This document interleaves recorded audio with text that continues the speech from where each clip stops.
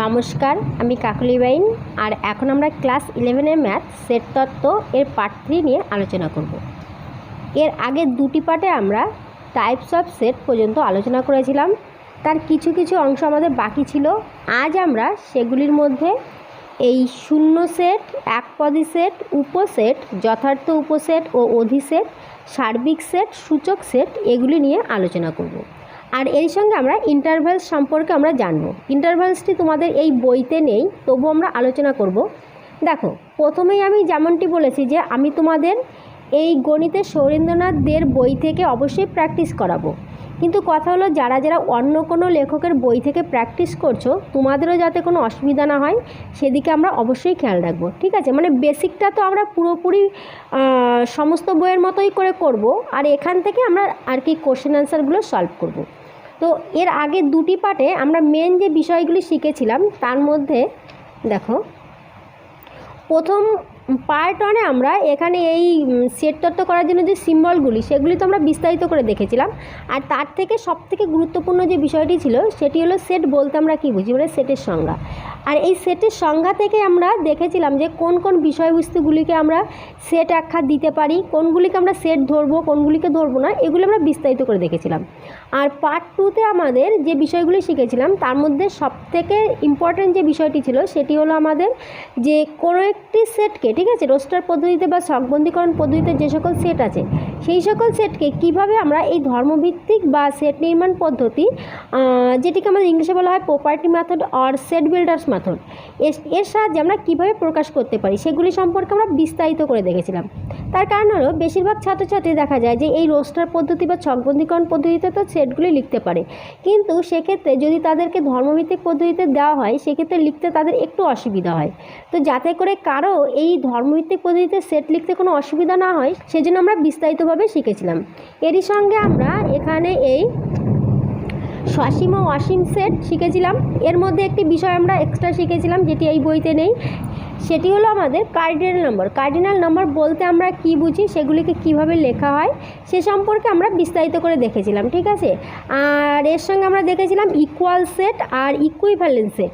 Equal set তো তোমাদের বইতে আছে, এর সঙ্গে আমরা ইকুইভ্যালেন্ট সেটটাও দেখে নিয়েছিলাম। তার কারণ হলো, প্রথমেই যে কথা বলেছি যে আমরা এই বই থেকে প্র্যাকটিস করব ঠিকই, কিন্তু তোমাদের এই সেট তত্ত্বের মধ্যে এমন কিছু এক্সট্রা বিষয় আছে যেগুলো এই বইতেও নেই, সেগুলো আমরা আলোচনা করব, যাতে করে কোনো একটা টপিক তোমাদের বাদ না পড়ে, যাতে করে পরবর্তীকালে তোমরা যখন কোনো কম্পিটিটিভ এক্সামে বসবে সেখানে যেন তোমাদের কোনো জিনিস একটা মিস না যায়। যে সেক্ষেত্রে দেখলে কোনো একটি কোশ্চেন এসছে, সেখানে কোশ্চেনটি কী এসছে, সেট তত্ত্ব থেকে তো এসছে কিন্তু বুঝতে পারছো না, এমন বিষয় যেন না হয় সেগুলির দিকে আমরা একটু ধ্যান রাখবো। ঠিক আছে, তো চলো এখন আমরা এক এক করে এই বিষয়গুলিকে একটু বিস্তারিতভাবে জেনে নেব। দেখো, প্রথম হলো শূন্য সেট, যেটিকে আমাদের খালি সেটও বলা হয়, আর ইংলিশে নাল সেট বলা হয়। নাল সেটের সঙ্গে সঙ্গে এটিকে ভয়েড সেট বা এমটি সেটও বলা হয়। তো ফার্স্ট আমরা জেনে নিই যে শূন্য সেট বলতে আমরা কি বুঝি। মনে করো যে আমি একটি সেট লিখছি, সেট এ। এখানে সেট এর মধ্যে দেখো, এখানে সেকেন্ড ব্র্যাকেটের মধ্যে আমি কোনো এলিমেন্টসই লিখিনি, তাহলে এক্ষেত্রে আমাদের এর মধ্যে এলিমেন্টস কি আছে, কিছু কি আছে, নেই। তার মানে এটি আমাদের একটি শূন্য সেট। ঠিক আছে, এবার দেখো আমি এখানে আরও একটি সেট লিখছি, এখানে সেটের মধ্যে আমি লিখছি 0। তাহলে দেখো এখানে আমাদের একটি 0 রেখেছি। এবার কথা হলো, মানে বলা হয় যে কোনো সেটে যদি আমাদের এলিমেন্ট সংখ্যা 0 থাকে তাহলে সেক্ষেত্রে সেই সেটটি হবে আমাদের শূন্য সেট। তাহলে এক্ষেত্রে দেখো আমি এই একটি লিখেছি, সেটের মধ্যে কোনো এলিমেন্টস নেই, এটি একটি ফাঁকা আছে, ঠিক আছে, যেটি এমটি আছে। আর এখানে আমি লিখেছি আমাদের 0, তাহলে 0 তো আমাদের একটা এলিমেন্টস কি, তাই তো? তাহলে কি আমরা 0কে কি আমরা কি এই যে সেটের মধ্যে 0 আছে তাকে আমরা কি বলবো, শূন্য সেট কি বলতে পারবো? অবশ্যই আমরা এটিকে শূন্য সেট বলতে পারবো না, কারণ এর মধ্যে আমাদের একটি এলিমেন্টস আছে 0। ঠিক আছে, কখনো ভাববে না যে কোনো একটি সেটের মধ্যে যদি 0 একটা এলিমেন্টস থাকে তাহলে সেই সেটটা আমাদের যে শূন্য সেট হবে এটি কিন্তু বলতে পারবে না। তার কারণ হলো, শূন্য আছে মানে এটি আমাদের একটি পদ আছে। ঠিক আছে, শূন্য আছে মানে একটি পদ আছে, কিন্তু যে সেটের মধ্যে আমাদের এক্ষেত্রে পদ থাকবে না, শুধুমাত্র ফাঁকা থাকবে, তাহলে সেটিকেই আমরা বলবো শূন্য সেট। শূন্য সেটকে আমাদের আবার এরূপভাবে লেখা হয়। ঠিক আছে, মনে করো যে সেট এ, একে বলা হয় 5। কি বলা হয়, ফাই। ঠিক আছে, যে সেট এ এটি আমাদের ফাই হলো, তাহলে এটি কি, এটি আমাদের শূন্য সেট। তাহলে শূন্য সেট লেখার পদ্ধতি আমরা দুটি, যদি আমি মানে ছকবন্দীকরণ পদ্ধতিতে দেখি, তাহলে এক্ষেত্রে আমাদের হয়তো বা এইভাবে আমরা লিখতে পারি, নয়তো বা আমরা এইভাবে লিখতে পারি। ঠিক আছে, এবার মনে করি যে কোনো একটি শূন্য সেট, সেটি আমাদের সেট বিল্ডার্স মেথডে আছে, সেটি শূন্য কিনা আমরা কি করে বুঝবো। দেখো, মনে করো যে আমি একটি সেট লিখছি, set A contains x such that, set এর মধ্যে সেই সকল এক্স আছে যে এক্সটা হবে আমাদের বিলংস টু এন, মানে ন্যাচারাল নাম্বার হবে, অ্যান্ড এবং এমন একটি শর্ত পালন করবে। আমি এখানে লিখছি যে x square plus 1 equal to 0। ঠিক আছে, এবার দেখো এই সেটটিকে কি আমরা শূন্য সেট বলতে পারি? আমরা একটু ভালো করে দেখে নিই।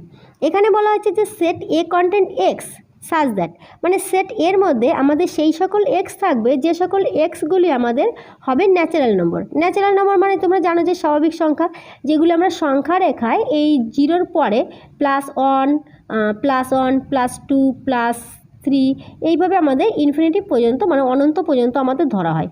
তো সেই সকল সংখ্যাগুলিকে, এই +1 থেকে শুরু করে এই সকল সংখ্যাগুলিকে আমাদের কি ধরা হয়, ন্যাচারাল নাম্বার, মানে স্বাভাবিক সংখ্যা ধরা হয়। তো বলা হচ্ছে যে সেট এর মধ্যে সেই সকল আমাদের এক্স থাকবে যে সকল এক্সগুলি হবে আমাদের ন্যাচারাল নাম্বার, আবার এই শর্তটি আমাদের পালন করবে। তাহলে দেখি যে এই শর্তটি পালন করলে আমাদের নাম্বারটি কি আসছে। দেখো, এখানে এক্স স্কোয়ার +1 ইকুয়াল টু 0। এবার যদি আমি এটিকে সলভ করি, এক্স স্কোয়ার ইকুয়াল টু সমান চিহ্ন এই সাইডে +1 আছে, তাহলে এই সাইডে -1 হয়ে যাবে। এবার এখানে বা ইকুয়াল টু রুটের মধ্যে আসছে -1। তাহলে দেখো, আমরা কি জানি যে রুটের মধ্যে -1 এটি আমাদের কখনোই সম্ভব নয়। এটি সলভ নাও করো, আমাদের রুটের মধ্যে যখনই কোনো মাইনাসের মান আসবে সেটিকে আমরা কি একটি অবাস্তব সংখ্যা হিসেবে ধরি। কিন্তু এখানে আমাদের বলা হয়েছে যে set A contains x such that x belongs to N, মানে যে এক্সগুলি আমাদের থাকবে সেই এক্সগুলি আমাদের অবশ্যই ন্যাচারাল নাম্বার হবে, মানে সাধারণ সংখ্যা হবে, আর এখানে এই শর্তটি মেনে চলবে। তো দেখছি যে এই শর্তটি মেনে চললে আমরা যে সংখ্যাটি পাচ্ছি সেটি আমরা একটু অবাস্তব সংখ্যা পাচ্ছি। এই অবাস্তব সংখ্যাটি আমাদের একটা সংখ্যা হলেও এটি কিন্তু আমাদের কোনো ন্যাচারাল নাম্বার নয়। অথবা আমরা বলতে পারি যে এক্ষেত্রে এর মধ্যে আমাদের তেমন কোনো একটা এলিমেন্টসও আমরা পাবো না, তাই তো, কোনো একটা এলিমেন্টসও পাবো না। তাহলে আমরা বলবো যে এটি আমাদের কি, এটি আমাদের একটি শূন্য সেট বা নাল সেট, তাই তো। তাহলে আমরা কি দেখলাম যে শূন্য সেট বলতে আমরা সেই সকল সেটকে বুঝবো যে সকল সেটের মধ্যে আমাদের কোনো এলিমেন্টস থাকবে না, বা যে সকল সেটের এলিমেন্ট সংখ্যা হবে 0, মানে কিছুই না। 0 মানে যে 0 থাকবে এমনটা কিন্তু ভাববে না। সেই জন্য আমি এই এক্সাম্পলটি তোমাদেরকে দেখালাম, যে যদি বলা হয় যে কোনো একটি সেটের এলিমেন্টস আছে 0, তার মানে কি সেই সেটটি কি আমাদের শূন্য সেট হবে? আমরা বলবো না। যদি আমাদের সেই সেটটি যদি ফাঁকা সেট হয়, মানে তার মধ্যে 0 মানে কোনো সেট, কোনো এলিমেন্টস থাকবে না, তবেই আমাদের সেটি হবে শূন্য সেট। ঠিক আছে, এবার এক্ষেত্রে আমরা যদি আরেকটু বিষয়টিকে ক্লিয়ার বোঝার চেষ্টা করি, তাহলে আগের দিনে আমি তোমাদেরকে কার্ডিনাল নাম্বার বুঝিয়েছিলাম। যে কার্ডিনাল নাম্বার বলতে আমরা কি বুঝি, মনে করো যে সেট এ কন্টেন্ট, এখানে সেট এর মধ্যে আমাদের 1 2 3 তিনটি আমি এলিমেন্টস দিয়েছি, তাহলে আমরা বলতে পারি যে এর কার্ডিনাল নম্বর, এখানে সেট এর যে কার্ডিনাল নম্বর সেটি হচ্ছে আমাদের 3। তাহলে দেখো, এর মধ্যে 3টি এলিমেন্টস আছে বলে আমাদের এখানে আমরা লিখেছি যে এর কার্ডিনাল নম্বর হচ্ছে 3। কিন্তু এখানে যদি আমরা লিখি যে এর কার্ডিনাল নম্বর যদি আমি লিখি, তাহলে আমরা লিখবো যে এর কার্ডিনাল নম্বর আমাদের 0, মানে কিছু নেই। তাহলে আমরা বলতে পারি যে শূন্য সেটের কার্ডিনাল নম্বর আমাদের 0 হয়, মানে একটিও হয় না, একটিও থাকে না শূন্য সেটের কার্ডিনাল নম্বর। আর আরেকটি কথা হলো যে আমাদের এই শূন্য সেটের যদি আমরা সাবসেট বের করি, ঠিক আছে, যেটিকে আমাদের উপসেট বলা হয়, তো শূন্য সেটের উপসেট মাত্র একটি হয়। ঠিক আছে, দেখো এরপরে যখন আমরা এই উপসেটটি দেখব তখন আমি এই বিষয়টি তোমাদের আরও বিস্তারিত করে বলবো। তো এখানে শুধুমাত্র এই কথাটি বললাম যে সেটের মধ্যে আমাদের কোনো এলিমেন্টস থাকবে না, সেটি আমাদের ফাঁকা থাকবে। তার মধ্যে 0 থাকলেও 0 কিন্তু একটি এলিমেন্ট, সেক্ষেত্রে কিন্তু আমরা সেটিকে শূন্য সেট বলতে পারবো না, এটি মাথায় রাখবে। তো যে সেটের মধ্যে আমাদের কোনো এলিমেন্টস থাকবে না সেই সেটটিকে আমাদের বলা হবে শূন্য সেট। বা আমাদের যদি কোনো একটি এইভাবে সেট বিল্ডার্স মেথডে থাকে, যেটি আমরা সলভ করলে আমরা কোনো এমন নাম্বারস পাবো না, একটি নম্বরসও পাবো না, তাহলে বলবো সে সেটটিও আমাদের শূন্য সেট। আর এই শূন্য সেটকে আমাদের যদি তুমি ছকবন্দীকরণ পদ্ধতিতে লেখো, তাহলে এভাবে বা এভাবে লিখতে পারো। ঠিক আছে, এইভাবে ফাঁকা, এভাবে ব্র্যাকেটকে ফাঁকা রেখেও লিখতে পারো, বা এইভাবে ফাই চিহ্ন দ্বারাও লিখতে পারো। ঠিক আছে, এরপর আমরা দেখে নিই একপদী সেট বলতে আমরা কি বুঝি, যেটিকে ইংলিশে বলা হয় সিঙ্গলটন সেট। একপদী সেট মানে যে সেটের মধ্যে আমাদের একটি মাত্র এলিমেন্টস থাকবে।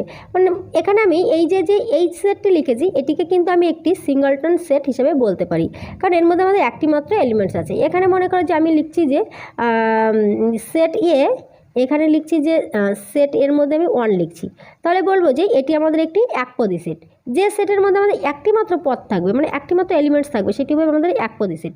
যদি মনে করো যে এখানে আমি লিখেছি যে এটি তো আমি কি লিখেছি, ছকবন্দীকরণ পদ্ধতিতে লিখেছি না, এটিকে যদি আমি সেট বিল্ডার্স মেথডে লিখি, মানে দেখো এইভাবে যদি তোমার থাকে যে a set A contains x such that এখানে x belongs to N, x একটি ন্যাচারাল নাম্বার হবে, আর এখানে এক্স স্কোয়ার -1 ইকুয়াল টু 0।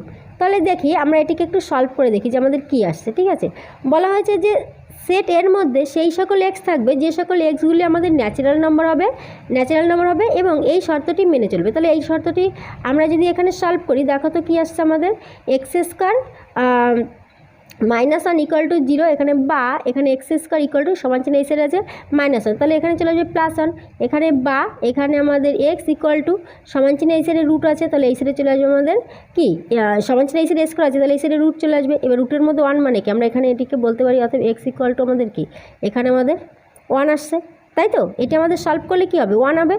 ঠিক আছে, তাহলে আমরা কি দেখছি যে এই যে সেটটি আমি লিখেছি যে set A contains x such that x belongs to N R x square -1 equal to 0, এক্ষেত্রে আমাদের এক্সের মান শুধুমাত্র আমরা যদি 1 রাখি তবেই আমরা এক্ষেত্রে 0 পাবো, মানে এই শর্তটি মেনে চলবে। তাহলে এক্ষেত্রে এটি আমাদের কি হবে, একটি একপদী সেট।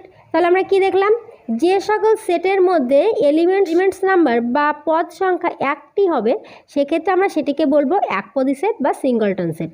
ঠিক আছে, এবার এক্ষেত্রে এর কার্ডিনাল নাম্বারটি দেখি, যেহেতু একটি মাত্র পদ থাকছে তাহলে এক্ষেত্রে এর যে কার্ডিনাল নাম্বার হবে সেটি কত হবে, একটি।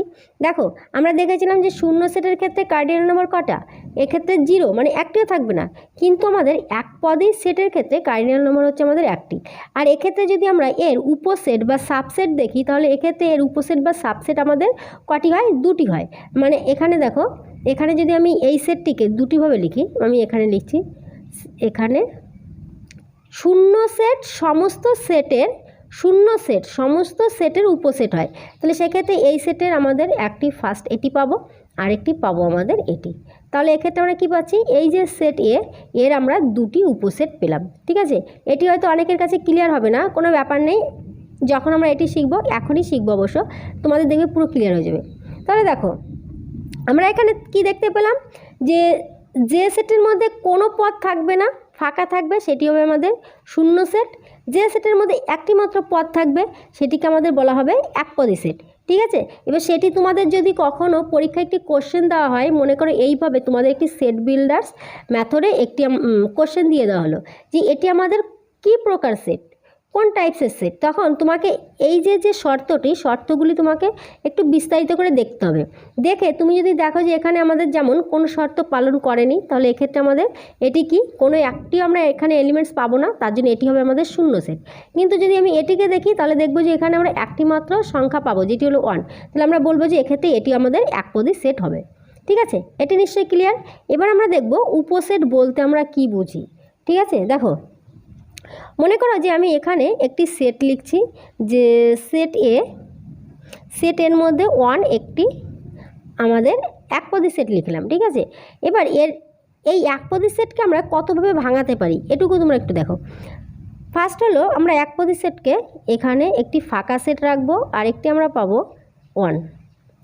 এবার আমি আরও একটি সেট নিচ্ছি, সেট বি মনে করো, এর মধ্যে আমি রাখছি 1, 2 দুটি এলিমেন্টস রাখছি। এবার এই সেটকে যদি আমি মানে ভাঙাই, যে এই সেটের পদ দিয়ে আমি কতগুলি নতুন সেট তৈরি করতে পারি। ঠিক আছে, উপসেট কথার অর্থ হলো যে সেই সেটের এলিমেন্টসগুলি দিয়ে বা পদগুলি দিয়ে আমরা নতুন কতগুলি সেট তৈরি করতে পারি। তাহলে সেক্ষেত্রে আমরা এক্ষেত্রে পাবো একটি, তো ফার্স্ট আমরা শূন্য সেট পাবো, আরেকটি পাবো আমরা দেখো 1 দিয়ে আমরা একটি সেট করতে পারি, 2 দিয়ে আমরা একটি সেট করতে পারি, আবার আমরা 1 আর 2 দিয়েও আমরা একটি সেট করতে পারি। তাহলে আমরা এখানে কটা পেলাম, যে সেটের পদ সংখ্যা আমাদের দুটি থাকছে বা এলিমেন্ট দুটি থাকছে সেটি দিয়ে আমরা সাবসেট পাচ্ছি কটি, 4টি। যার একটি মাত্র পদ আছে সেটি আমি 2টি পেয়েছি। এবার আমি এখানে 3টি নিয়ে দেখি, মনে করো সেট সি, এখানে 3টি পদ আছে। ঠিক আছে, 3টি পদ আছে।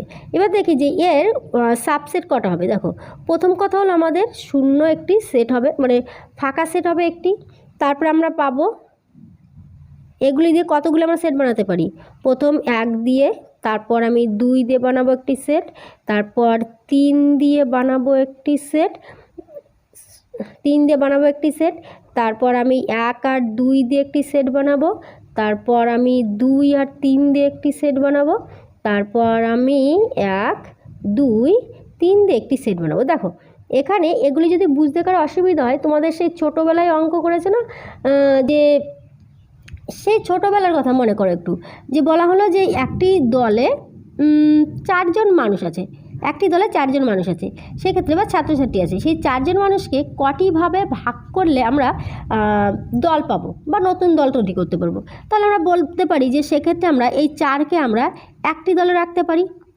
4কে আমরা কি একটি সমস্ত 4 জন মানুষকে একসঙ্গে নিলে আমি একটি দল পাবো।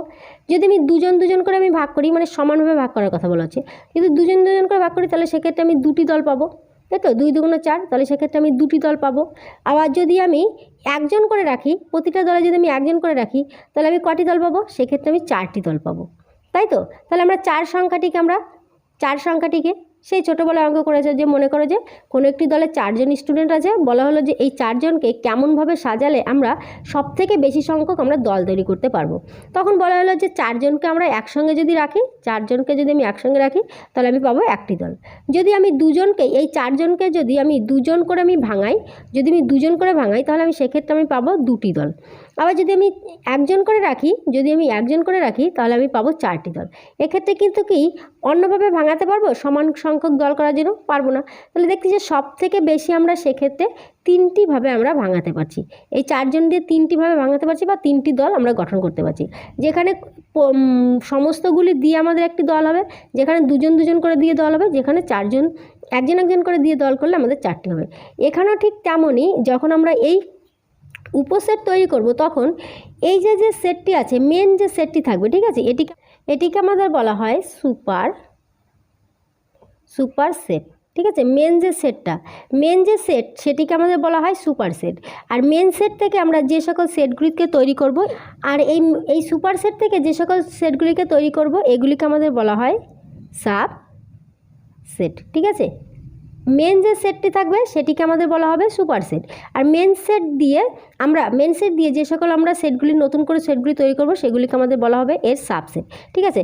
তো সেটিকে আমাদের কেমনভাবে বলা হবে? যে সাবসেট অফ সেট, এটি এ আছে, তো তাহলে আমি এখানে দেবো এ। যদি আমি এটিকে লিখি, তাহলে আমরা দেখব যে এটি, আমরা বলবো যে এটি হলো সুপার সেট, আর এগুলি হচ্ছে আমাদের সাবসেট অফ সেট বি। আবার এখানে যদি দেখি, তাহলে এটি হবে আমাদের সুপার সেট, আর এগুলি হবে আমাদের সাবসেট অফ সেট সি, ঠিক আছে। কেমন করে বলা হয়? সাবসেট অফ সেট, এখানে যেমন সি আছে তাহলে সি, এখানে বি আছে তাহলে সাবসেট অফ সেট বি, এখানে এ আছে তাহলে সাবসেট অফ সেট এ, ঠিক আছে। তাহলে আমরা কি দেখলাম? যে কোনো সেটকে সেই সেটকে আমরা যদি সুপার সেট হিসেবে ধরি, সেই সেট দিয়ে যে নতুন করে যে সেটগুলো আমরা, মানে তার এলিমেন্টসগুলি দিয়ে নতুন করে যে আমরা সেটগুলিকে গঠন করতে পারবো, সেই সেটগুলিকে আমাদের বলা হবে এর উপসেট বা সাবসেট। এবার একটা জিনিস দেখো, প্রতিটির সঙ্গে কিন্তু আমাদের এই শূন্য সেটটিকে ধরা হচ্ছে। তাহলে আমরা কি বলতে পারি? যে সমস্ত সেটের উপসেট শূন্য সেট হয়, ঠিক আছে। শূন্য সেট এমনই একটি সেট, যে সেটটি আমাদের প্রতিটি সেটের মধ্যেই থাকবে, ঠিক আছে। প্রতিটি সেটের উপসেট হিসাবে আমাদের শূন্য সেটকে ধরা হয়, ঠিক আছে। এই পর্যন্ত নিশ্চয়ই বুঝতে পেরেছ।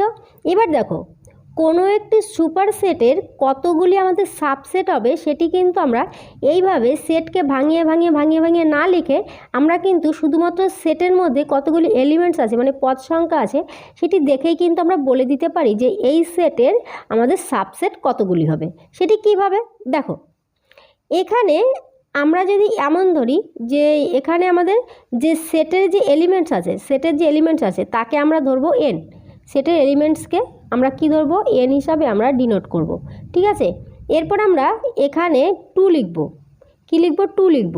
2-র উপরে আমরা এই যে সেটের এলিমেন্টস, এটিকে আমরা বসিয়ে দেবো। দিলে আমাদের কি বেরিয়ে যাবে? আমাদের সাবসেট সংখ্যা বেরিয়ে যাবে। আমাদের কি হবে? সাবসেট নাম্বার, ঠিক আছে, সাবসেট নাম্বারস। কি বললাম? ভালো করে বোঝো। এটি কিন্তু তোমাদের পরীক্ষায় কোশ্চেন আসে, যে কোনো একটি সেট, মানে শর্ট কোশ্চেন আসে, যে কোনো একটি সেট দিয়ে দেওয়া হলো, যার বলা হলো যে এই সেটের পদ সংখ্যা এত, ঠিক আছে, বাংলায় বললে হবে পদ সংখ্যা এত, ইংলিশে বলবে যে এলিমেন্টস এতগুলি। তো বলা হলো যে কোনো একটি সেটের পদ সংখ্যা আছে আমাদের দুটি, তাহলে এই সেটের আমাদের উপসেট কতগুলি হবে বা সাবসেট কতগুলি হবে। তাহলে সূত্র কি? সূত্র আমাদের 2n। 2 আমাদের থাকবে ব্যাজে, এনকে আমরা কি ধরবো? এনকে আমরা ধরবো এখানে এলিমেন্টস বা পদ সংখ্যা। পদ সংখ্যা আমি যদি এখানে লিখে দিই, তোমরা খাতা এটিকে নোট করে নিও, ঠিক আছে। পদ সংখ্যা যদি n হয় তাহলে সেই সেটের সাবসেট সংখ্যা হবে কতগুলি হবে? 2n। মানে সূত্রটি আমাদের এটি, আমাদের এইভাবে 2কে ব্যাজে রাখবো, আর এখানে n আমরা এই যতগুলি পদ সংখ্যা হবে বা এলিমেন্টস হবে, ঠিক আছে, ততগুলি এলিমেন্টস হবে, ঠিক আছে, যতগুলি এলিমেন্টস হবে সেই এলিমেন্ট সংখ্যাকে আমরা এইভাবে বসাবো। বসালে আমরা পেয়ে যাব যে এর পদ সংখ্যা, এর সাবসেট সংখ্যা কতগুলি হবে। দেখো আমরা এগুলির সঙ্গে একটু দেখে নিই। এখানে আমাদের একটি মাত্র এলিমেন্টস আছে, তাই তো, একটি মাত্র পদ সংখ্যা আছে, তাহলে আমাদের সূত্র কি? 2n। তাহলে আমাদের এখানে 2 করতে 2, n বলতে আমাদের একটি মাত্র পদ সংখ্যা, তাহলে এর পাওয়ার হিসাবে আমি যদি 1 রাখি তাহলে আমরা কত পাচ্ছি? 2। তাহলে দেখো এখানে আমরা পেয়ে গেছি সাবসেট সংখ্যা দুটি। এখানে দেখি, এখানে আমাদের 2n সূত্র, এখানে 2-2 মাথায় কত বসাবো? এর পদ সংখ্যা কটি আছে? দুটি, তাহলে এখানে 2 বসালে 2 দুগুণ 4। আমাদের এখানে সাবসেট কটি বেরিয়েছে? দেখো তো, 1 2 3 4, 4টি বেরিয়েছে। এখানে 3টি আছে, দেখো আমাদের কটি হবে? এখানে 2, সূত্র হলো 2n, তাহলে এখানে 2-2-র উপর আমরা দেবো এখানে 3, কারণ এখানে আমাদের পদ সংখ্যা কটি আছে? 3। তাহলে এবার 2কে যদি 3 বার গুণ করি, 2 দুগুণ 4, 4 দুগুণ 8, তাহলে এখানে আমাদের কটি হয়েছে? 1 2 3 4 5 6 7। ও এখানে আমাদের আরও একটি হবে, সেটি আমাদের কি হবে? সেটি আমাদের দেখো 1 আর 3, 1 আর 3 দিয়েও তো আমরা একটি বানাতে পারবো, তাই না, সাবসেট। তাহলে দেখো এখানে 8টি আমাদের হলো, ঠিক আছে।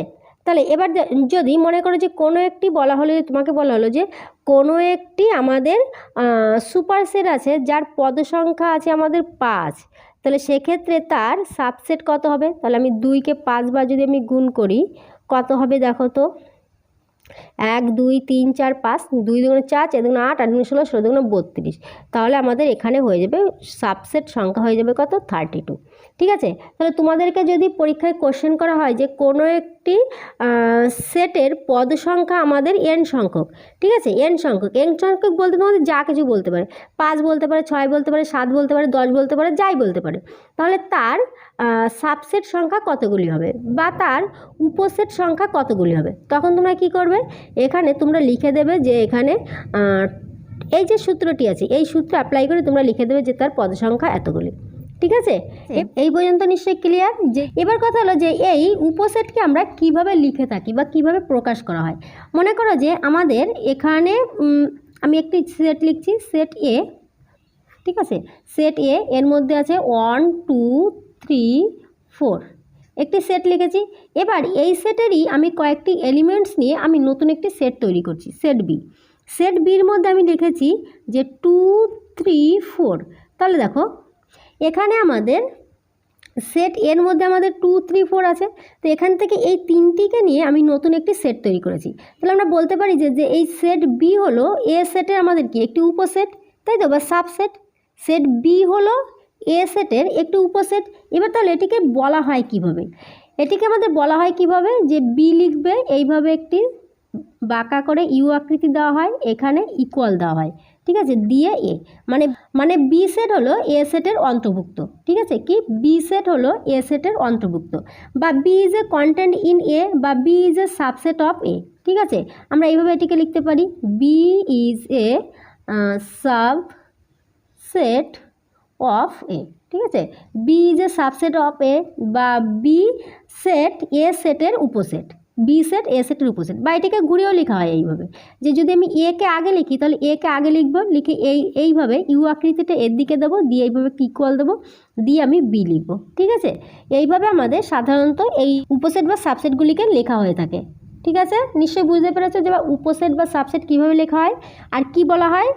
বলা হয় হলো, যেমন মনে করো যে এখানে আমাদের বি আছে, এ সেটের উপসেট হলো বি, তার জন্য আমরা এখানে লিখেছি যে B is a subset of A, বা যদি আমরা বাংলায় বলি তাহলে বি সেট এ সেটের অন্তর্ভুক্ত। ঠিক আছে, বি সেট এ সেটের অন্তর্ভুক্ত, এইভাবে আমাদের বলা হবে।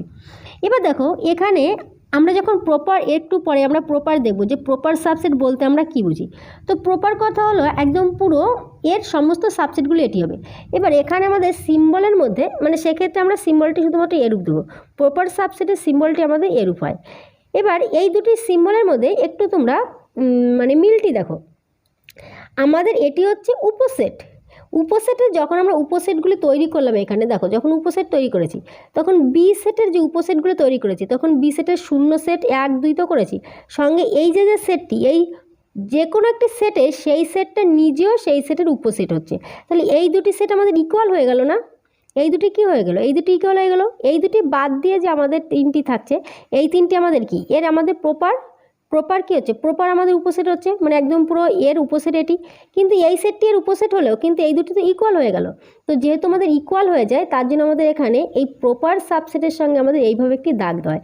যেমন আমরা মনে করো যে less than equal to the, মনে করো যে x less than equal to 5, তাহলে আমরা বলবো যে এক্স হচ্ছে 5-এর সমান বা আমাদের 5 থেকে ছোট, তাই তো? 5-এর সমান বা 5-এর সমান আর 5 থেকে ছোট, মানে সেক্ষেত্রে সমান কথাটা আমাদের ব্যবহৃত হয়।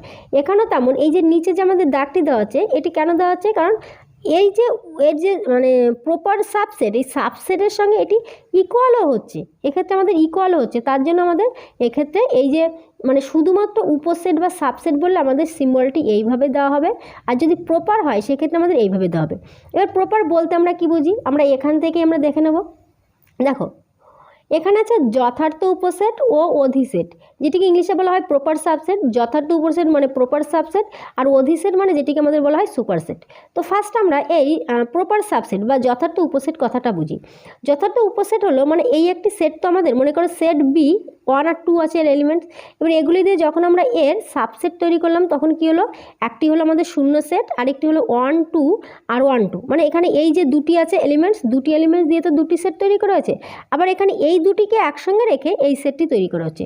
তো এখানে যেহেতু আমাদের এই দুটি সেট মানে ইকুয়াল, তো একই, তো সেম সেট, 1 2 দিয়ে যে সেটটি, এখানে 1 2 দিয়ে সেট, তাহলে ইকুয়াল সেট। তো এখানে যদি আমি এটিকে বাদ দিয়ে দিই, দিয়ে বাকি যেগুলি থাকছে এগুলি হলো এর প্রপার মানে যথার্থ উপসেট। ঠিক আছে, প্রপার সাবসেট। যেমন যদি আমি এখানে এই সেটটি ধরি, এখানে আমাদের সি সেটের যে সুপার সেটটি আছে 1 2 3, এবার এই সেটের আমাদের যতগুলি উপসেট বেরিয়েছে সেই উপসেটগুলির মধ্যে দেখো এই যে সেটটি হলো, এই সেটটি আমাদের কি হলো? এই দুটি আমাদের ইকুয়াল হয়ে গেল, তাই না? তাহলে এক্ষেত্রে আমরা এই সেটটিকে যদি বাদ দিয়ে দিই, দিয়ে বাকি যেগুলি থাকছে এই বাকি সেটগুলি হলো কি এর প্রপার উপসেট বা এর যথার্থ উপসেট বা প্রপার সাবসেট। ঠিক আছে, তাহলে প্রপার সাবসেট কথাটা নিশ্চয়ই বুঝলে। প্রপার সাবসেট মানে সেক্ষেত্রে আমাদের এর যে সেম যে সেটটি থাকবে, এই সমস্ত এলিমেন্টসগুলি দিয়ে আমরা যে আরেকটি সেট বানাবো যেটি এর উপসেট ধরাবে, সেটিকে বাদ রেখে বাকি সেটগুলি হচ্ছে এর কি যথার্থ উপসেট। এবার যদি তোমাকে যথার্থ উপসেটের সংখ্যা বের করতে বলা হয় তখন কি করবে? দেখো এখানে আমাদের একই সূত্র, যে আমাদের এখানে আমরা কি দেখলাম যে আমাদের সূত্রটা কী ছিল? সূত্রটা ছিল আমাদের সাবসেট বের করার সূত্র 2 টু দি পাওয়ার n। তো 2 টু দি পাওয়ার n থেকে যদি -1 করে দিই তাহলে আমরা এখানে প্রপার সাবসেটের সংখ্যা পেয়ে যাব। ঠিক আছে, কেন -1? কারণ -1 কারণ আমাদের এখানে যে সেটটা আছে এই মানে যতগুলো এলিমেন্টস আছে সমস্ত এলিমেন্টসগুলি দিয়ে যেহেতু এটি তৈরি, তো এই একটিকেই তো আমি বাদ দিচ্ছি। তো একটিকে বাদ দেওয়ার জন্য আমাদের এক্ষেত্রে যদি তোমার প্রপার সাবসেট বা যথার্থ উপসেটের সংখ্যা বের করতে বলা হয় তোমরা এইভাবে লিখে দেবে। ঠিক আছে, একটিকে বাদ দেবে, একটিকে বাদ দিলে আমরা যতগুলো পাবো ততগুলোই হবে আমাদের যথার্থ উপসেটের সংখ্যা। কি বললাম বুঝতে পেরেছ? একটি কেন বাদ দেওয়া হয়? কারণ এই দুটি তো আমাদের ইকুয়াল তো আমরা এখানে দেখো, এখানে আমরা সিম্বলের মধ্যেই বুঝতে পারছি যে এখানে তো আমাদের এই দুটি ইকুয়াল হচ্ছে, মানে এখানে ইকুয়াল যখন আমি দাগটা তুলে দিচ্ছি তাহলে তার ইকুয়াল থাকবে না। তাহলে ইকুয়াল বাদে আমাদের যেগুলি আছে এই 0 সেট তো সমস্ত সেটের উপসেট। ঠিক আছে, 0 সেট সমস্ত সেটের উপসেট, তাহলে এক্ষেত্রে আমাদের 0 থাকছে, 1 আছে, 1 ছাড়া আরও এক্সট্রা আছে, 2 আছে, 2 ছাড়া এক্সট্রা আছে 1 3, 3 আছে, 3 ছাড়া এক্সট্রা আছে আমাদের 1 2 ছাড়া এক্সট্রা আছে 3, 2 3 ছাড়া এক্সট্রা আছে 1। এবার এখানে 1 3 ছাড়া এক্সট্রা আছে 2, তাহলে দেখতে পাচ্ছি আমাদের এই যে উপসেটগুলি আছে, উপসেটগুলি ছাড়াও এক্সট্রা করে আরও কিছু কিছু আমাদের এখানে সেট থেকে মানে এলিমেন্টস থেকে যাচ্ছে। কিন্তু যখন আমি এই সেটটি লিখছি তখন এই দুটি সেট আমাদের সমান হয়ে যাচ্ছে। তো যেহেতু সমান হয়ে যাচ্ছে তো সমানটিকে তো আমি এখানে বাদ দিচ্ছি, সিম্বলে এখানে লেখার সময় বাদ দিচ্ছি, তাহলে সেক্ষেত্রে আমাদের একটি মাত্র বাদ যাবে। ঠিক আছে, মানে যতগুলি আমাদের উপসেট হবে উপসেট থেকে একটি মানে 1কে আমরা যদি মাইনাস করে দিই তাহলে আমরা প্রপার সাবসেটের সংখ্যা পেয়ে যাব।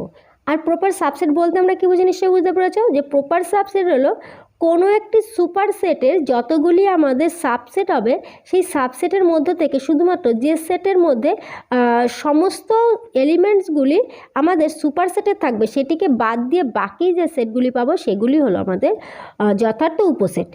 এবার যদি আমরা অধিসেট ধরি তাহলে অধিসেটও আমাদের এই একই রকম কথা একটু ঘুরিয়ে ফিরে আমি তোমাদের এখানে দেখাচ্ছি, ক্লিয়ার করে দেখো। মনে করো যে এখানে আমি একটি সেট লিখেছি, যে সেট এ, এর মধ্যে আছে 1 2 3 আমাদের 3টে এলিমেন্টস দিয়ে একটি সেট হলো। ঠিক আছে, সেটে এবার আমি এখানে বি লিখছি, এর যে সাবসেট তৈরি করছি মানে উপসেট তৈরি করছি। উপসেটের মধ্যে আমি 1 আর 3কে নিয়ে একটি উপসেট তৈরি করলাম। ঠিক আছে, এবার আমি আরও একটি সেট যদি আমি তৈরি করি এখানে তোমাদের বোঝানোর জন্য, যে আমি এখানে 1 2 3 একটি সেট তৈরি করলাম। দেখো এই দুটি সেট আমাদের ইকুয়াল হয়ে যাচ্ছে, কিন্তু এই সেটের মধ্যে যতগুলি এলিমেন্টস আছে সমস্ত এলিমেন্টস তো এখানে আছে, তাহলে আমরা কি বলতে পারি যে আমাদের সি সেট হলো এ সেটের কি, সি সেট হলো এ সেটের মধ্যে একটি উপসেট। এবার যখনই আমরা যথার্থ উপসেট বের করব, ঠিক আছে, যখন আমরা এই যথার্থ উপসেট বের করব তখন আমরা কি করব, এই সেটটিকে আমরা বাদ দিয়ে দেবো, এটিকে আমরা কি করব বাদ দিয়ে দেবো। এবার বাদ দিয়ে বাকি যেগুলি থাকবে সেগুলিকেই তো আমরা উপসেট বলবো। তাহলে আমরা এখানে যদি উপসেট লিখি মানে যথার্থ উপসেট বলি তাহলে আমরা কেমন করে লিখব, যে বি এইভাবে আমি দেব একটি ইউকে এইভাবে কাট করে দেবো এখানে এর দিকে। এবার এটিকে আমাদের বলা হয় কি প্রপার সাবসেটের সিম্বল হলো এটি। এবার এটিকে যদি আমরা বলি মুখে বলি তাহলে বলবো যে বি সেট এ সেটের যথার্থ উপসেট। কি বলবো, বি সেট এ সেটের যথার্থ উপসেট, বি সেট এ সেটের যথার্থ উপসেট, এটি আমরা এইভাবে বলবো। বা যদি আমরা ইংলিশে লিখি তাহলে আমরা কেমন করে লিখব, বি ইজ এ এটি আমাদের কি, এটি আমাদের আছে যে প্রপার সাবসেট, তাহলে B is a proper subset of A. ঠিক আছে, যদি আমি বাংলায় লিখি তাহলে যদি আমরা বাংলায় বলি তাহলে আমরা এটি কেমন বলবো, যে বি সেট এ সেটের যথার্থ উপসেট। আর যদি আমি ইংলিশে বলি তাহলে বলবো B is a proper subset of A.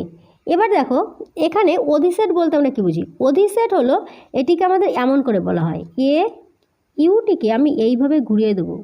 এবার তাহলে এ হচ্ছে বি সেটের অধিসেট, মানে বি সেটটি কার দিয়ে তৈরি হয়েছে, এ দিয়ে তৈরি হয়েছে, তাহলে এ হলো বি সেটের অধিসেট। ঠিক আছে, কি বললাম যে এ হলো বি সেটের অধিসেট, মানে এই বি সেটটি তৈরি হয়েছে কাকে দিয়ে, এ কে দিয়ে।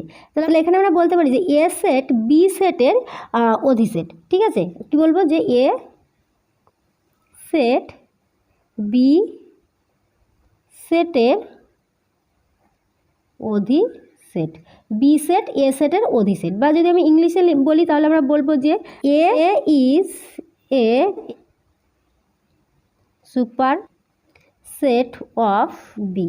ঠিক আছে, যদি আমরা বাংলায় বলি তাহলে বলবো যে এ সেট বি সেটের অধিসেট। বা যদি ইংলিশে বলি তাহলে A is a superset of B. ঠিক আছে, তাহলে নিশ্চয়ই তোমরা বুঝতে পেরেছো যে উপসেট আর অধিসেট বলতে আমরা কি বুঝি। উপসেট হলো আমাদের যেটি তৈরি হচ্ছে, এ থেকে বি তৈরি হয়েছে, তাহলে এ থেকে বি যেহেতু তৈরি হয়েছে তার মানে বি হচ্ছে আমাদের কি, এর একটি উপসেট। কিন্তু যেহেতু এর মধ্যে আমাদের দেখো এর থেকে আমাদের এক্সট্রা একটি এলিমেন্টস এখানে আছে, তাহলে সেক্ষেত্রে এটি হচ্ছে আমাদের এর প্রপার সাবসেট, মানে আমাদের যথার্থ উপসেট। তাহলে সেক্ষেত্রে আমরা যথার্থ উপসেট যখন লিখবো তখন আমরা এইভাবে সিম্বলটি দেবো। ঠিক আছে, এটি আমাদের যথার্থ উপসেটের আমাদের সিম্বল এটি। ঠিক আছে, আর এক্ষেত্রে দেখো এক্ষেত্রে কিন্তু আমাদের বি আর এ কিন্তু আমাদের বি নট ইকুয়াল টু এ হয়, কিন্তু যখন আমরা এই উপসেট করেছিলাম বা যদি আমি এখানে ধরি তাহলে আমাদের এখানে কিন্তু A equal to C, A আর সি কিন্তু দুটি আমাদের ইকুয়াল সেট হচ্ছিল। ঠিক আছে, মানে মানে আমাদের সি সেটটি এ সেটের উপসেট হলেও আমাদের এখানে এই দুটি ইকুয়াল হয়ে যাচ্ছিলো, তার জন্য এটিকে কিন্তু আমরা এর যথার্থ উপসেট বলতে পারবো না, সিকে আমরা যথার্থ উপসেট বলতে পারবো না। কিন্তু এখানে বি সেটটি এর একটি উপসেট, তার কারণ হলো কিন্তু বি সেটটি এর একটি উপসেট, কিন্তু যেহেতু বি নট ইকুয়াল টু এ, তার জন্য আমরা বলবো এটি আমাদের যথার্থ উপসেট। ঠিক আছে, যথার্থ উপসেট। এক্ষেত্রে যদি আমরা বলি, এক্ষেত্রে যদি আমরা লিখি তাহলে আমরা এইভাবে লিখবো যে বি, এইভাবে আমরা একটি যথার্থ উপসেটের সিম্বল দেবো, দিয়ে আমরা এখানে এ লিখছি। এবার যদি মুখে বলি তাহলে কি বলবো যে বি সেট এ সেটের যথার্থ উপসেট, বা ইংলিশে বললে B is a proper subset of A. আর যদি আমরা অধিসেট ধরি তাহলে অধিসেটটা হলো মেন সেটটা হচ্ছে অধিসেট। ঠিক আছে, মেন সেটটা অধিসেট। এই যে যেটা তৈরি হলো সেটি হলো আমাদের উপসেট, আর মেন সেটটা মানে সুপার সেটটা হচ্ছে আমাদের অধিসেট। সেক্ষেত্রে আমরা এইভাবে বলবো যে এ মানে একে আগে রাখবো, একে এইভাবে সিম্বলটি দিয়ে আমি যে সেটটি তৈরি করেছি সেটি লিখবো। তাহলে এক্ষেত্রে আমরা বলবো যে এ সেট বি সেটের অধিসেট, বা A is a superset of B. ঠিক আছে, তাহলে এই পর্যন্ত নিশ্চয়ই বুঝতে পেরেছ। এবার আমরা দেখব সার্বিক সেট বা ইউনিভার্সাল সেট। চলো এটিকে আমরা দেখে নিই। সার্বিক সেট বা ইউনিভার্সাল সেট বলতে আমরা কি বুঝি? মনে করো একটি আমি সেট তৈরি করলাম, সেট এ। এর মধ্যে আমাদের কন্টেন্ট আছে 1 2 3 4 5 আছে। এগুলি দিয়ে আমি কয়েকটি সাবসেট তৈরি করছি। মনে করো সেট বি,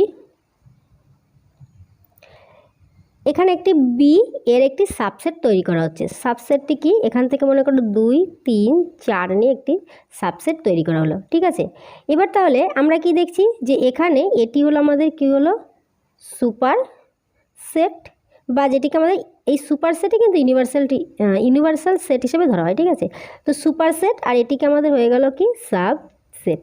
ঠিক আছে, সাবসেট। তো কথা হলো যে যখন কোনো একটি মেন সেট থেকে আমরা অন্য অন্য সেটগুলি আমরা তৈরি করব, তখন মেন যে সেটটা থাকবে এটিকে আমাদের বলা হয় কি ইউনিভার্সাল সেট, আর এখান থেকে আমরা যে সেটগুলিকে পাবো সেটি হলো এর সাবসেট।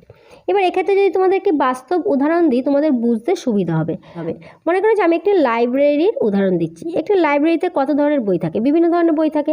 সেক্ষেত্রে তোমার ক্লাস 1 থেকে শুরু করে তোমার কম্পিটিটিভ এক্সাম পর্যন্ত বইগুলি থাকে। এবার বলা হলো যে এক্ষেত্রে এই লাইব্রেরির মধ্যে এই লাইব্রেরিটা আজকে আমাদের কি ইউনিভার্সাল সেট। ঠিক আছে, আজ আমাদের এই লাইব্রেরিটা হচ্ছে ইউনিভার্সাল সেট। এবার এই লাইব্রেরির মধ্যে থেকে আমরা যে সকল কোশ্চেন আনসারগুলি পাবো, যেমন বলা হলো যে এই লাইব্রেরি থেকে তুমি কম্পিউটারের যতগুলি বই আছে তার একটি সেট বানাও। এবার এখানে যত রকমের কম্পিউটারের বই আছে সমস্তগুলি দিয়ে একটি সেট বানানো হলো। এবার বলা হলো যে ক্লাস 11-এর যে সায়েন্সের বই আছে সেগুলি দিয়ে একটি সেট বানাও, এখানে আমরা পাবো। বলা হলো যে ক্লাস 11-এর যে আর্টসের যে বুকস আছে তার একটা সেট বানানো হলো। বলা হলো যে মনে করো যে 10 ক্লাসের যে বই আছে সেই বইয়ের একটি সেট বানানো হলো। বলা হলো যে কম্পিটিটিভ এক্সামের যে বই আছে তার একটি সেট বানানো হলো। তাহলে এক্ষেত্রে দেখো এই যে লাইব্রেরি আছে, লাইব্রেরি থেকেই কিন্তু সমস্তগুলি আমরা এই সেটগুলিকে তৈরি করতে পারছি। ঠিক আছে, তাহলে এক্ষেত্রে আমাদের যেহেতু এটিকেই আমাদের মেন হিসেবে ধরা হচ্ছে, এখান থেকে আমরা সমস্ত সেটগুলি তৈরি করতে পারছি।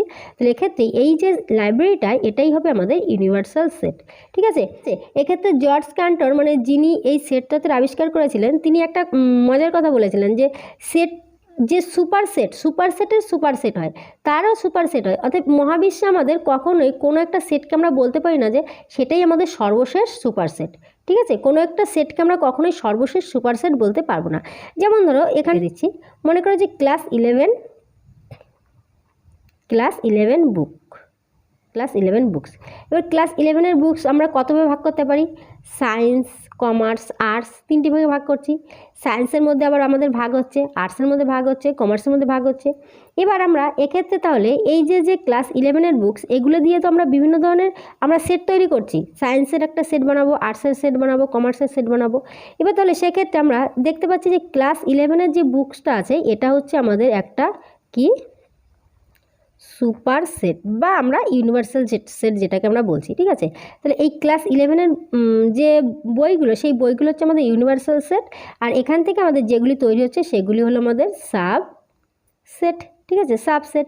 এবার দেখো আমরা এগুলি কোথা থেকে পাচ্ছি? লাইব্রেরি থেকে পাচ্ছি, তাই তো? তাহলে আমাদের লাইব্রেরির সাপেক্ষে যদি আমি ক্লাস 11-এর বই ধরি তাহলে আমাদের সেক্ষেত্রে লাইব্রেরিটা হয়ে যাবে আমাদের কি ইউনিভার্সাল সেট, আর ক্লাস 11-এর বুকস হয়ে যাবে আমাদের এখানে যে সেটটা তৈরি হবে সেটি আমাদের সেই সেটটা কী হবে লাইব্রেরির সাপেক্ষে আমাদের তাহলে ক্লাস 11-এর বইগুলো হয়ে যাবে কি আমাদের একটি সাবসেট, এটি হয়ে যাবে সুপারসেট। আবার দেখো আমি এখানে যখন এই বইগুলোকেই ভাগ করলাম তখন সেই বইয়ের সাপেক্ষে আমাদের যে আর্টস সায়েন্স কমার্স যেগুলি হলো সেগুলি ছিল আমাদের সাবসেট, এটি তখন ছিল আমাদের ইউনিভার্সাল সেট। তাহলে আমরা দেখতে পাচ্ছি যে আমরা মহাবিশ্বে এইভাবে তুমি ভাগ ভাগ করে করে করে করে এগিয়ে যাও, যে সেক্ষেত্রে কিন্তু আমরা দেখবো যে এক এক করে আমাদের সেই ইউনিভার্সাল সেট কিন্তু আমাদের বাড়তেই থাকবে।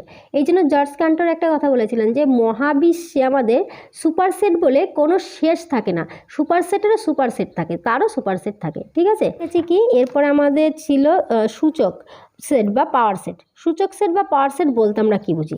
দেখো সূচক সেট বা যেটিকে আমাদের বলা হয় পাওয়ার সেট বলতে আমরা কি বুঝি? আমি এখানে একটি সেট লিখছি, সেটে 1 2। এবার এখানে এই সেট এর থেকে আমি একটি সেট তৈরি করছি। এখানে এর থেকে যদি আমি এর সাবসেট তৈরি করি তাহলে সাবসেট হচ্ছে আমাদের প্রথমত একটি খালি সেট হবে, তারপরে একটি 1 দ্বারা একটি সেট তৈরি করব, তারপরে 2 দ্বারা একটি সেট তৈরি করব, তারপরে আবার এখানে 1 2 দ্বারা একটি সেট তৈরি করব। হলো, তাই তো? এই সেটের আমাদের এগুলি সব উপসেট হলো। দেখো এই সেটের উপসেট এটা হলো। এবার এটিকে যদি আমি বলি একটা বি আমাদের একটা সেট, এটিকে আমি এইভাবে সেকেন্ড ব্র্যাকেটের মধ্যে দিয়ে দিচ্ছি। তাহলে কোনো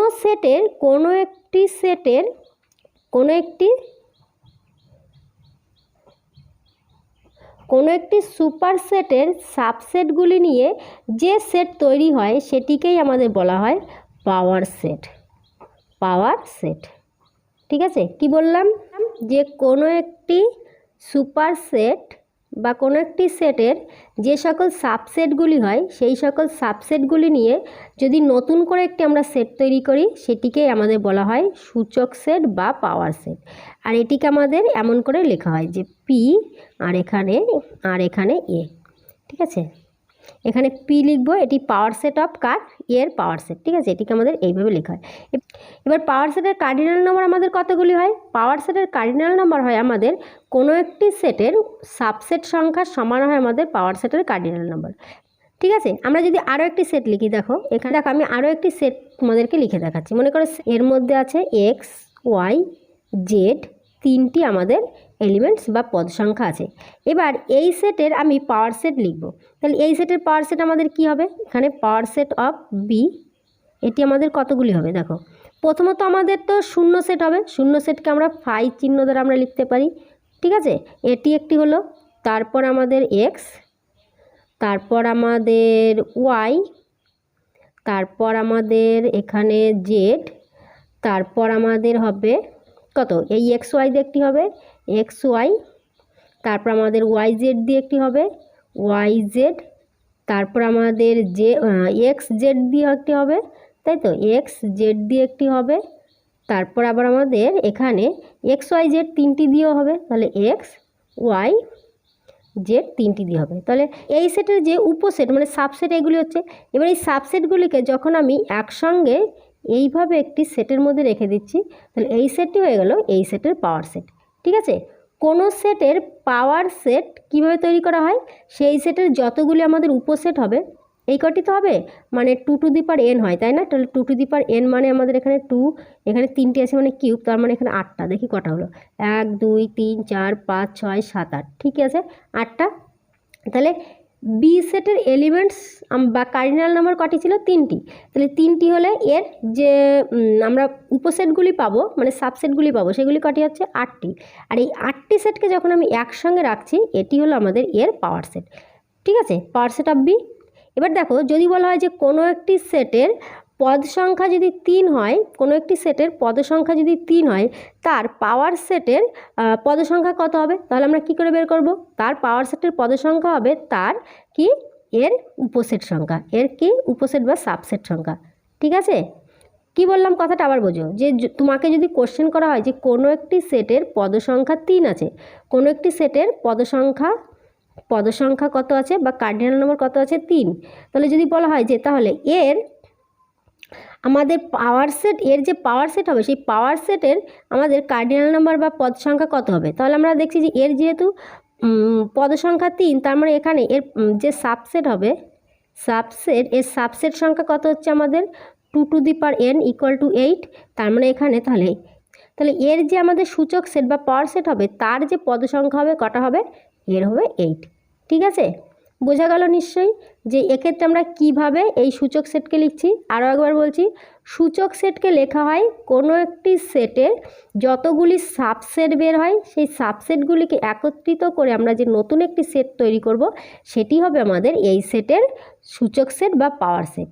আর যদি বলা হয় যে কোনো একটি সেটের, তোমাকে যদি পরীক্ষায় কোশ্চেন করা হয় যে কোনো একটি সেটের তোমার পদ সংখ্যা এতগুলি আছে, তাহলে সেক্ষেত্রে তার যে পাওয়ার সেট হবে পাওয়ার সেটের পদ সংখ্যা কত হবে, তখন তোমরা কি করবে, এই সূত্রটি অ্যাপ্লাই করে দেবে। কারণ এর যতগুলি পাওয়ার সেট হবে ততগুলি হবে এর, মানে এর যতগুলি সাবসেট হবে ততগুলি হবে এই পাওয়ার সেটের এই পদ সংখ্যা।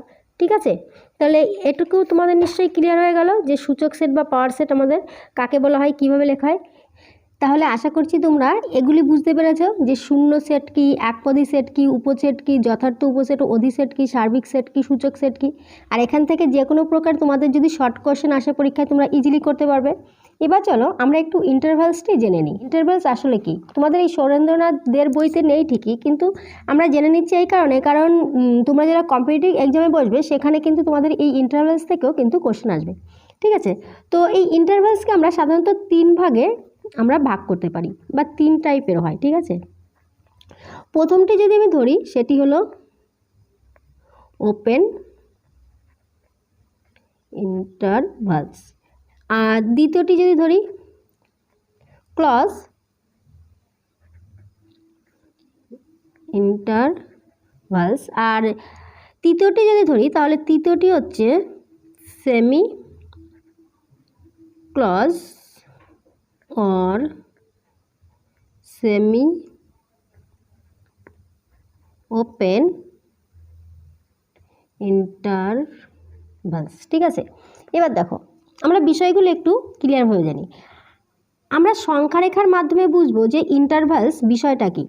তোমাদেরকে ফার্স্ট বলি, তোমরা এই less than or equal to, greater than or equal to এই বিষয়টা তো জানো। মানে যদি মনে করো যে বলা হলো যে তোমাকে x less than or equal to মনে করো যে 10 বলা হলো, তাহলে আমরা কি বুঝবো যে এই এক্সের মানটি 10-এর সমান হবে বা 10 থেকে ছোট হবে, তাই তো, যে 10-এর সমান হবে বা 10 থেকে ছোট হবে। আবার যদি বলা হয় যে এক্স গ্রেটার দ্যান করি, এক্স গ্রেটার দ্যান 10, তাহলে আমরা বলতে পারি যে এক্ষেত্রে এক্সের মান 10-এর সমান হবে বা 10 থেকে বড় হবে, তাই তো। এখানেও আমাদের এই ইন্টারভ্যালসটা কিছুটা এই রকম। দেখো যদি মনে করো যে আমি 0 থেকে শুরু করে, আমরা জানি যে আমাদের যে সংখ্যা রেখা হয় সমান ডিস্টেন্স রেখে +1 +2 +3 +4 এইভাবে আমাদের অনন্ত পর্যন্ত যাবে, তাই তো, অনন্ত পর্যন্ত যাবে। এদিকে মাইনাসের দিকে আমাদের -1 -2 -3 -4 এদিকেও আমাদের অনন্ত পর্যন্ত আমাদের আসবে, তাই তো। এবার দেখো আমি এই তিনটির জন্যই আমি 3টি সংখ্যা রেখা এঁকে নিচ্ছি, তারপর তোমাদেরকে বলছি, তাহলে বিষয়টি তোমাদের একসঙ্গে বোঝালে পুরো ক্লিয়ার হয়ে যাবে। দেখো এখানে আমি 4টি সংখ্যা রেখা এঁকে নিয়েছি। তো এক্ষেত্রে মনে করো যে ফার্স্ট যখন আমরা ওপেন ইন্টারভ্যালসটি দেখব, কোনো একটি তোমাকে বলা হলো যে এইভাবে 1 থেকে শুরু করে 4 পর্যন্ত আমি নাম্বারটি নেব। এবার নিয়ে এখান থেকে এই পর্যন্ত দেখো 1 থেকে শুরু করে 4 পর্যন্ত নাম্বারটি আমরা নেব। এবার এখানে বলা হলো যে আমি 1 থেকে শুরু করে এখানে আমি 4 পর্যন্ত নাম্বারটি নেব। এখানে বলা হলো 1 থেকে শুরু করে 4 পর্যন্ত নাম্বার আমি নেব। এখানে বলা হলো 1 থেকে শুরু করে 4 পর্যন্ত নাম্বার আমি নেব। এবার এক্ষেত্রে দেখো সার্কেলটি আমি এখানে ফাঁকা করে রেখেছি। এবার এক্ষেত্রে সার্কেলটিকে আমি বন্ধ করে দিচ্ছি, ঠিক আছে। আর এক্ষেত্রে আমি প্রথমে আমি সার্কেলটি বন্ধ করছি, পরেরটি আমি এখানে মানে শেষেরটি বন্ধ করছি। এবার এক্ষেত্রে আমাদের যেটি হচ্ছে যে যেহেতু আমি 1 থেকে শুরু করে 4 পর্যন্ত আমি এখানে নাম্বারটি আমি নিয়েছি, এবার এক্ষেত্রে আমাদের এই দুটি ফাঁকা রেখেছি, মানে এক্ষেত্রে আমি 1 আর 4কে ছেড়ে এর মাঝের যে সংখ্যাগুলি আছে সেগুলিকে আমি ধরবো। এগুলিকে আমাদের ওপেন ইন্টারভ্যালস বলা হবে। আর এগুলিকে লিখবো কী করে, এগুলিকে আমরা এইভাবে ফার্স্ট ব্র্যাকেটের মধ্যে 1 থেকে আমরা 4 পর্যন্ত এইভাবে লিখব, বা এক্ষেত্রে আমরা এটিকে আরও একটিভাবে লিখতে পারি যে আমাদের এইভাবে, ঠিক আছে, 1 থেকে 4 পর্যন্ত। এবার যদি আমি ক্লজ ইন্টারভ্যালস বলি, তাহলে ক্লজ ইন্টারভ্যালস মানে এক্ষেত্রে আমরা 1কে তো নেব, 4কেও নেব, আর মাঝের সংখ্যাগুলিও নেব। দেখো কি বললাম, যখন আমরা ওপেন করব তখন মানে ওপেন ইন্টারভালস দেখব, সেক্ষেত্রে আমাদের এই 1 আর 4কে ছেড়ে এর মাঝের যে সংখ্যাগুলি আছে, মনে করো যে 1-এর পরের সংখ্যা, এভাবে তো আমাদের বলা সম্ভব নয় যে আমাদের বাস্তব সংখ্যা কোনটা হবে 1-এর পরে। মনে করো যে আমাদের 1.0000001, এটি আমাদের মনে করো যে 1-এর পরের সংখ্যা, তাহলে এই সংখ্যাটা থেকে শুরু করে এখানে 4-এর আগের সংখ্যা, ধরো আমি বলতে পারি যে 3.0, এখানে 99999, এইভাবে যে সংখ্যাটা হচ্ছে সেটা আমাদের পুরোপুরি 4 হচ্ছে না, ঠিক আছে। দেখো এটি পুরোপুরি 4 হচ্ছে না, এটি পুরোপুরি আমাদের 1 হচ্ছে না, এটি 1-এর পরের সংখ্যা হচ্ছে, এটি 4-এর আগের সংখ্যা হচ্ছে। তো বলা হচ্ছে যে এই 1 আর 4কে ছেড়ে এর মাঝে যত আমাদের সংখ্যা থাকবে বাস্তব সংখ্যা, সমস্ত সংখ্যাগুলি আমাদের এই ওপেন ইন্টারভ্যালসের মধ্যে এখানে ধরা হবে, ঠিক আছে। আর সেক্ষেত্রে লেখা হবে আমাদের এইভাবে। আর এক্ষেত্রে বলা হয় আমাদের ওপেন 1 টু ওপেন 4, ঠিক আছে, ওপেন 1 টু ওপেন 4 আমাদের এইভাবে আমাদের এটি বলা হয়। এবার এক্ষেত্রে যদি আমরা দেখি তাহলে এক্ষেত্রে আমাদের 1কেও ধরা হবে, 4কেও ধরা হবে, আর মাঝে যে যত সংখ্যা থাকবে সমস্তগুলিকে ধরা হবে। আর এক্ষেত্রে আমাদের এটিকে এইভাবে লেখা হয়, মানে এখানে আমাদের এই থার্ড ব্র্যাকেটের মধ্যে 1 থেকে 4 পর্যন্ত আমাদের লেখা হবে, ঠিক আছে। এবার যদি আমরা সেমি ক্লোজড আর সেমি ওপেন ইন্টারভ্যালস দেখি তাহলে এক্ষেত্রে আমাদের কেমন, দেখো এখানে আমরা দেখতে পাচ্ছি যে প্রথম সার্কেলটাকে আমরা পুরোটা ভর্তি করে দিয়েছি, পরেরটি আমাদের ফাঁকা আছে। তাহলে এক্ষেত্রে আমাদের কেমন হবে যে আমাদের এখানে 1 থেকে 4 পর্যন্ত, কিন্তু এটি যেহেতু ক্লজ আছে তাহলে আমি এদিকে ক্লজ দেবো, আর এদিকে ওপেন আছে মানে আমি এটিকে ওপেন দেবো।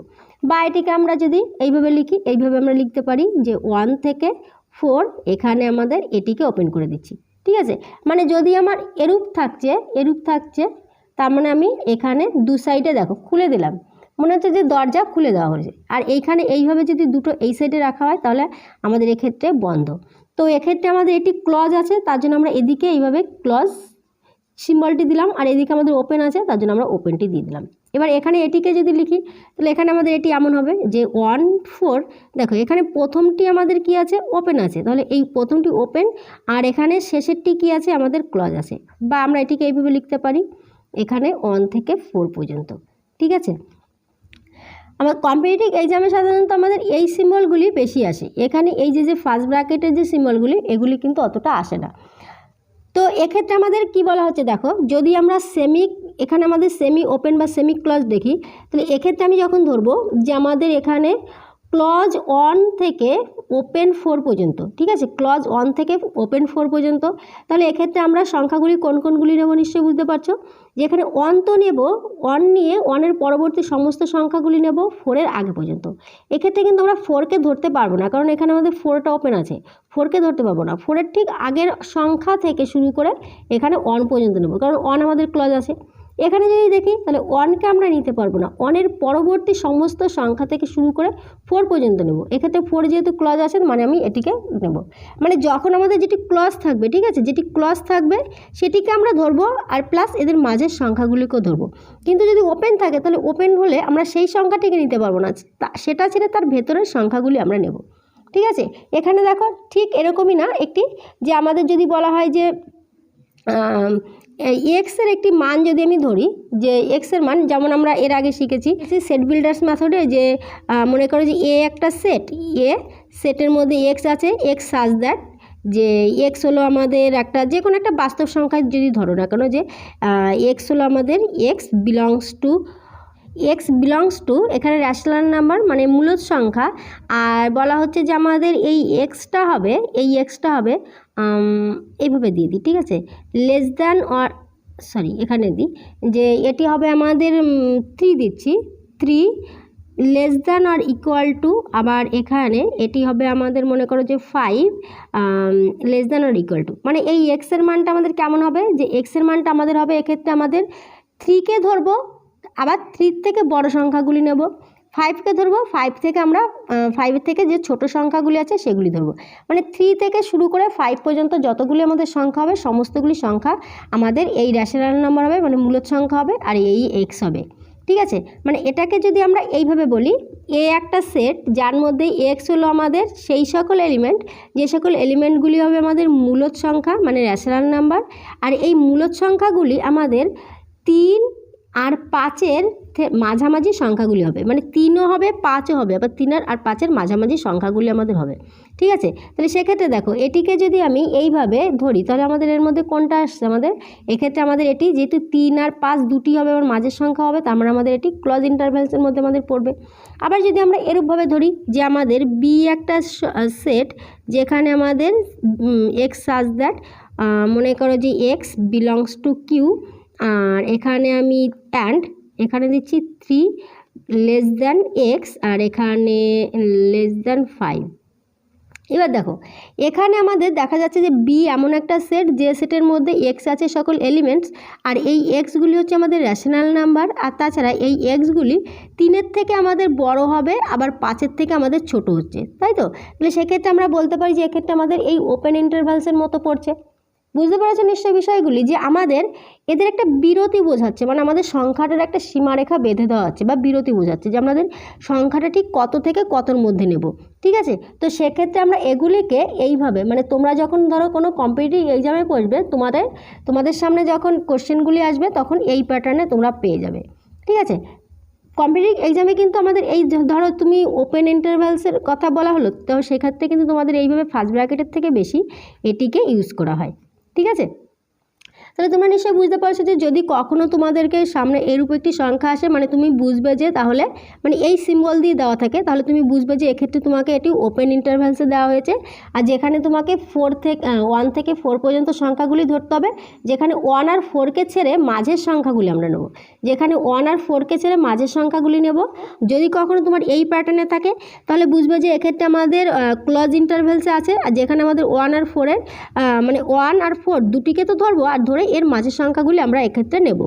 আর যদি তোমার এমন থাকে যে সেমি ওপেন বা সেমি ক্লজ ইন্টারভ্যালস থাকে, তাহলে সেক্ষেত্রে মনে করো যে এইভাবে তোমার মানে ফার্স্ট আছে তোমাদের থার্ড ব্র্যাকেটে আছে, আর পরে আছে আমাদের এইভাবে ফার্স্ট ব্র্যাকেটে দেওয়া আছে, মানে তোমাদের ক্লজ ইন্টারভ্যালস থেকে ওপেন ইন্টারভ্যালস এভাবে দেওয়া থাকতে পারে, এভাবেও দেওয়া থাকতে পারে।